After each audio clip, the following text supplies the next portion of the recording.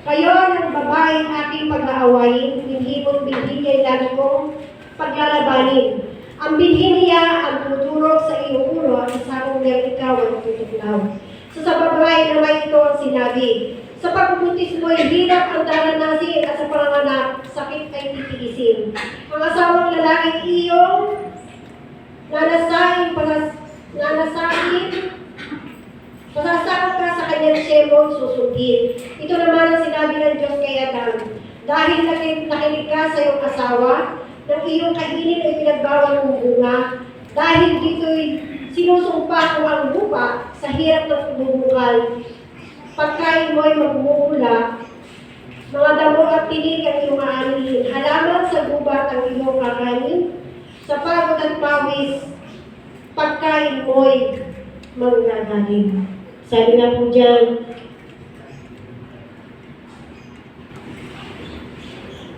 life is hard because the world is broken. Pero kung titingnan natin, napakaganda sana, no? Nung hindi nagkasala ang ating mga ninuno, napakaganda sana ng plano ng Diyos. Pero sa bagay, yan ay nakadesign talaga eh. Sabi nga ay, life is made more difficult. Sabi nga po sabi nga po ay, nangyari yung mga bagay na yan dahil nireject ng tao ang Diyos.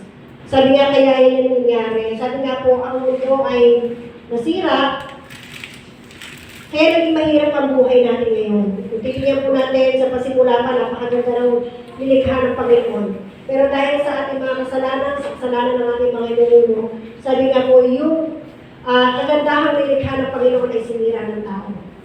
Kaya nga po, sabi nga po, kung titignan po natin, kung isa ng nilikha ng Panginoon, ang sabi nga po, ang nilikha ng Diyos, kung titignan natin hanggang ngayon, sabi nga po ay pasira na ng pasira ang ating mundo.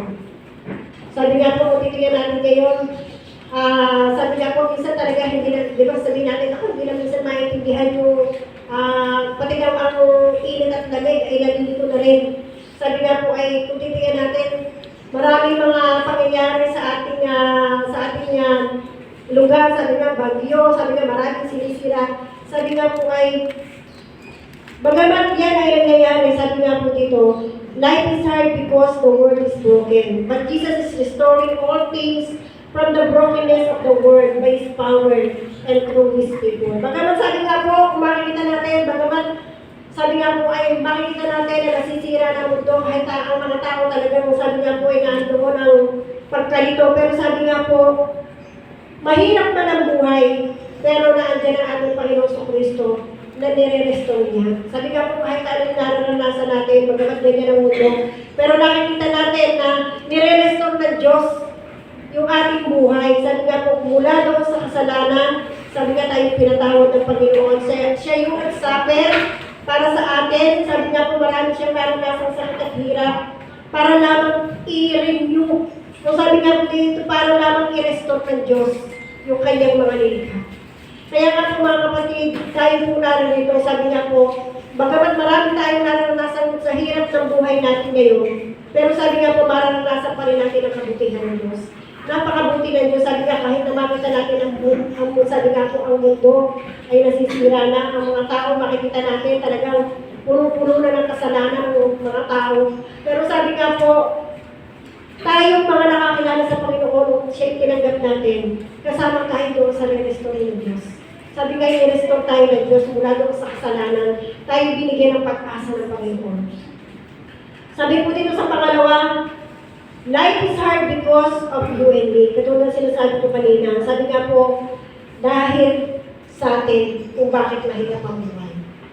Sabi po dito sa Roma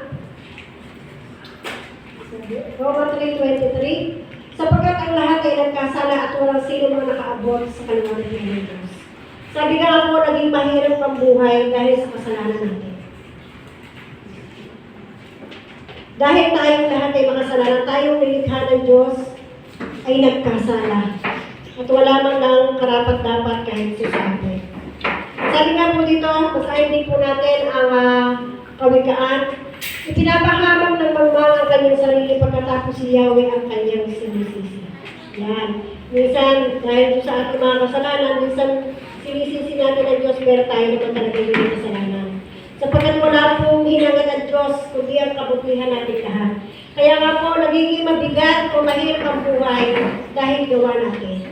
Dahil tayo ay nagkakasala. Sabi nga po dito, gumagawa tayo ng mga maling desisyon sa buhay natin. Bakit ba nagiging mahirap? Kasi minsan mali yung ating mga desisyon na ginagawa.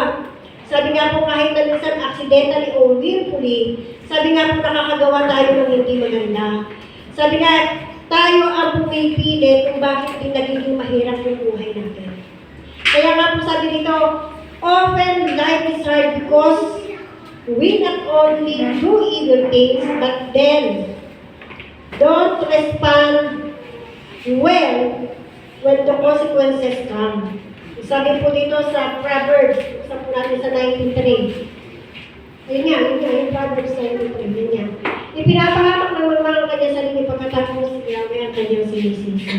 Sabi nga po dito, nagiging mahirap ang buhay dahil sa ating mga kasalanan. At minsan, tayo ang nagkakasala, tayo ang nagkakamali, pero may mga pagkakataong ang Diyos ang sinisisi natin. Sabi nga, anuman ang mga kasalanan natin nagagawa, sabi nga, bakit hindi natin aminin sa Panginoon? Alam niyo po, meron isang narinig ko kung ito po totoo, hindi po chismis. Meron po meron po isang may sakit at karamdaman. Dumating po sa pagkakataon na siya ay talagang kukunin na ng Panginoon.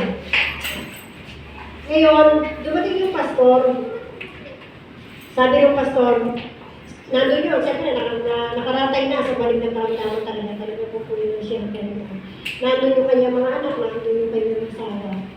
Sabi ng pastor, sabi ko, ayan, sabi niya gano'n, sabi ko sa asawa, tsaka doon sa mga anak, humingi na kayo ng tawad, sabi niya gano'n, habang may pagkakataon pa, humingi kayo ng tawad sa mga nagawa niyo sa inyong ina, ikaw sa iyong asawa, humingi ka na ng tawad.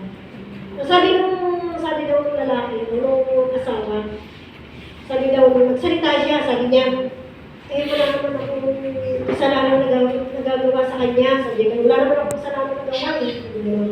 Sabi mo sabi ng anak, naku, sabi niya gano'n, naku tatay, sabi niya gano'n. Aminin mo na kasi, sabi niya gano'n, aminin mo na kasi yung mga kasalanan ginawa kay nanay, sabi niya gano'n. Kaya minsan, nagiging mahirap talaga ang buhay kasi minsan hindi natin inahanin yung ating mga kasalanan. Kaya nga po, sabi nga po, nakikita ng Diyos yung ating mga ginagawa araw-araw, may mga kahinangan pagkukulang tayo. Sabi nga po, minsan, kaya nagiging magbigat ang buhay, kaya lalo nagiging mahirap dahil yung sa ating mga ginagawa na hindi ka nagugulit sa Panginoon.